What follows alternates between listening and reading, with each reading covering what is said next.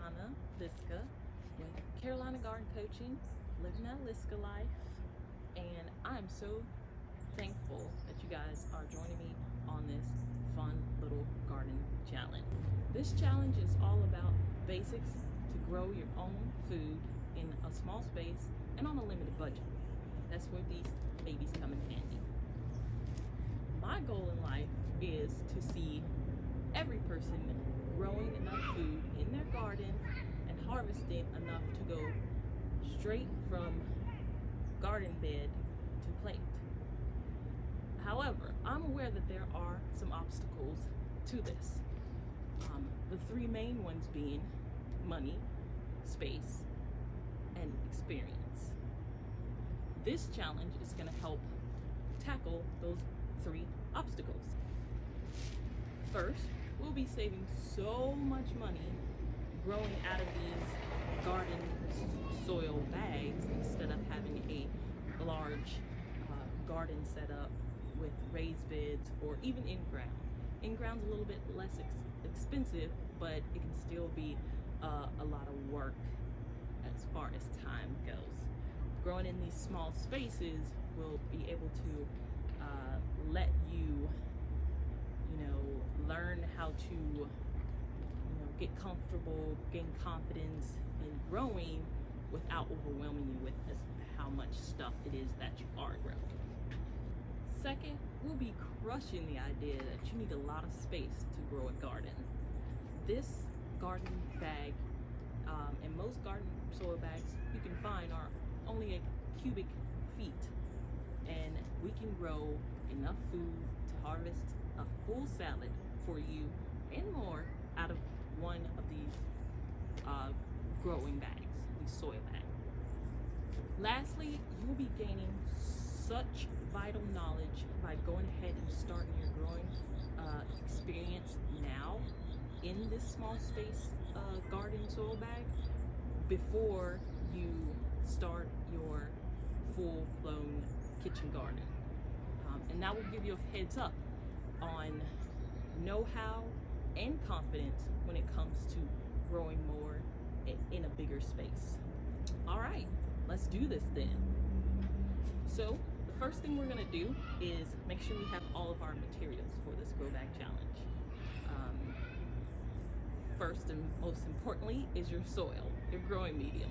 That's going to be your soil bag. I have purchased this 1 cubic feet of growing soil, potting soil. It's an all-purpose potting soil from Virgo. Not sponsored, not anything. These were what I could find, and they were, I think, probably on the cheaper end of things. So I want you guys to make sure you know that there is a cheap way to do this. This is going to be your best option to grow more and cheaper. Second thing we're going to make sure we have are our seeds. This is my little basket of fall seeds. I have peas in here, I have lettuce in here, spinach and arugula, and collard greens and mustard greens, and kale. All of the good, yummy, cool season veggies that you were able to grow in spring, we can now grow in fall again. The third thing you're going to make sure you have are a pair of scissors or something sharp to cut the bag and to puncture the bag with to make drainage holes. Third and last thing you will definitely need to have is some water to water your seeds in, or your transplants if you're doing transplants. I do have a pair of gloves, optional. Most of the time I don't wear them. I like getting my hands dirty, but if you don't, you can also wear a pair of gloves. I have a few examples of my soil bag garden. Right here on my left, this is a soil bag garden, that lettuce mix, probably the musclin mix. So we have some arugula in here, and we have some regular, probably butter crunch endives, Yeah, and then on the back end, I did a mustard green mix. So yeah, and on my right is a singular squash zucchini plant in this one soil bag.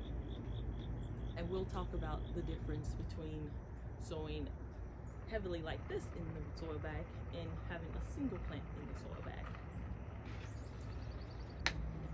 But first things first, let's get sowing. So the first thing I'm gonna do is take my scissors and I'm gonna have the top of my bag showing, and I'm gonna poke a couple of holes in this bag so when I flip it over, my soil will be able to, water will be able to drain out of my soil. And that is very important. You do not want your soil bag to become waterlogged. When it is waterlogged, the soils have a higher possibility, almost definitely, the roots will become, have what we call root rot. And the plant will not survive because the water will be overwhelming and the plant's roots will start to disintegrate and rot. If you don't have roots, you have no way to take up nutrients and water in order to produce your leaves or your fruit. So once we have our holes poked in the bag, we're gonna flip our bag over like so.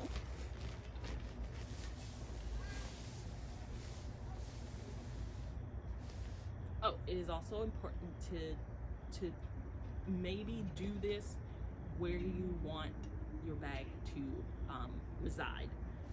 Basically, it's a little hard to move these bags once you cut the top open and you put your seeds in. Not saying it's impossible, but it's gonna be a little bit difficult. That's also where the container in that materials package comes in handy that you received. You don't necessarily, if you're in my zone, need that container right now. That container is to extend the growing season. Once we hit our first frost date, we will be more likely to have chillier or colder temperatures, and you'll need to protect your lettuces and other veggies that you grow depending on their hardiness level.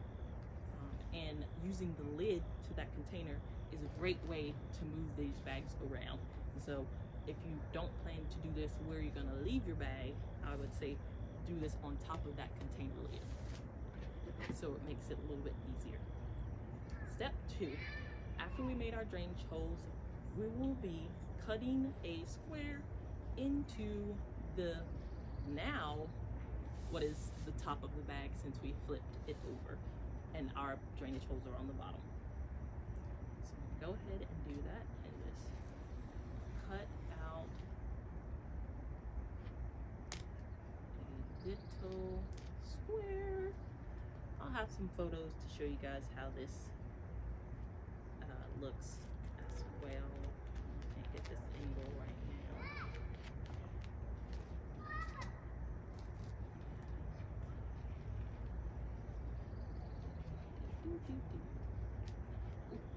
Okay.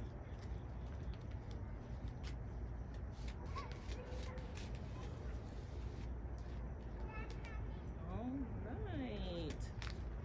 So we cut our square out the plastic. You can just disregard this, throw it in the trash. Now the fun begins. I'm gonna put my gloves on. And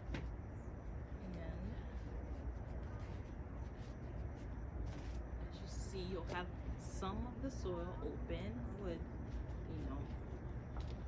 loosen it up a little bit, break it up as this has become compacted from sitting so long. Bag, and then I'll spread it back out. All right. So once we've done that, we are going to sow our seeds. after you pick the seed that you want to grow, you're gonna need to know how many seeds can go in this bag. I use the square foot gardening method in all of my gardening.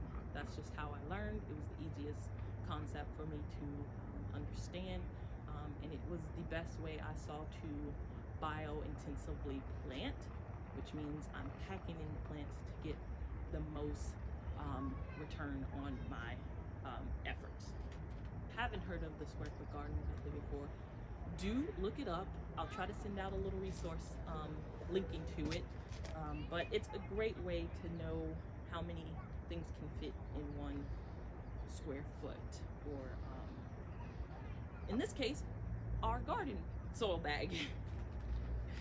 I think I'm going to grow some arugula, and since I already got mustards, arugula and maybe kale. Do I need kale on there? Okay, maybe I'll do some kale. Yeah, maybe I'll do some curly kale. So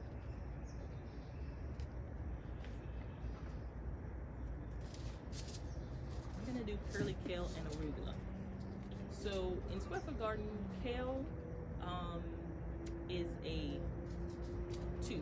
So in 1 square foot, you can grow 2 kale plants in order to be most efficient on resources and space. So I think I'm going to divide my bag into 2 sections, and I'm gonna make a line down my bag just so I know the separation. And one side I'm going to do my kale, and the other side I'm going to do my arugula. Now arugula is one of those plants that you can fit, I believe, 9 in 1 square foot. So we would make 9 holes in this side and 2 holes in this side. For the square foot numbering 2 for my kale, and the square foot numbering 9 for my arugula. And let's do that. And I put my gloves back on. I don't know, I just got my hands dirty. I don't know why I put my gloves back on. But I'm gonna make a small depression in 2 spots on this left side for my curly kale. 1, 2. And I try to offset them and not line them up, just to give those plants a little bit more space to grow. After doing that, I'm going to take a couple of seeds. You want to do multiple seeds, at least 2 or 3 in each of those holes. And you see I can't maneuver with these gloves on my hands. And go 1, 2, 3. 1, 2, 3. And we do that just to ensure that we get at least 1 seedling to germinate.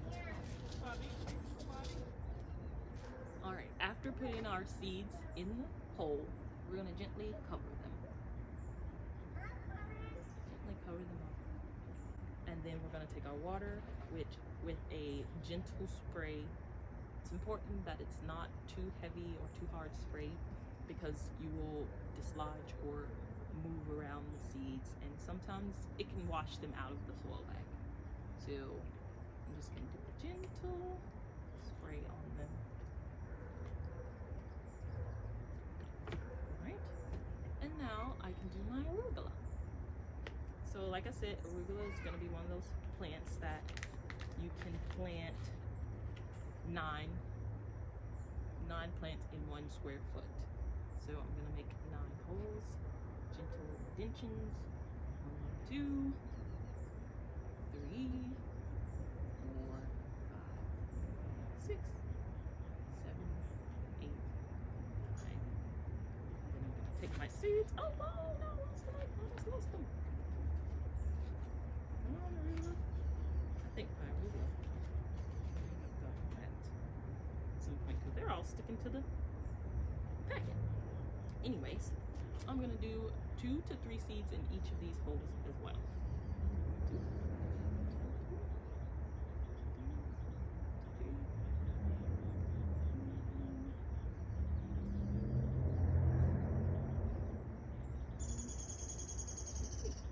Alright, so we have our holes filled with our seeds, and then we're going to gently cover them like we did our. Okay.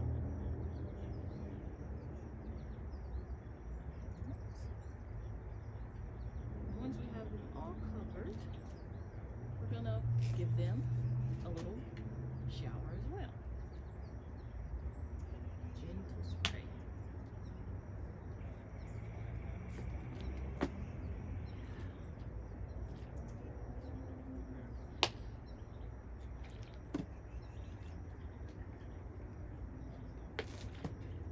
All right, and you're all planted up and you're ready to watch your seeds grow. Most important thing is to, when you're growing seeds, make sure your soil stays moist. Seeds do not like it when it's too dry, and they tend to not germinate if the soil dries out. They need to be able to break through that, soil barrier. They are pretty strong and pretty resilient, but you want to give them the best start in life as possible. All right. I'm excited to see what you guys grow. If you have questions, definitely put your questions in the comments of this video or on the group Facebook community page. And don't forget to share your growing adventure with hashtag #SoilBagGardenChallenge or growing with CGC. Awesome. See you guys next time.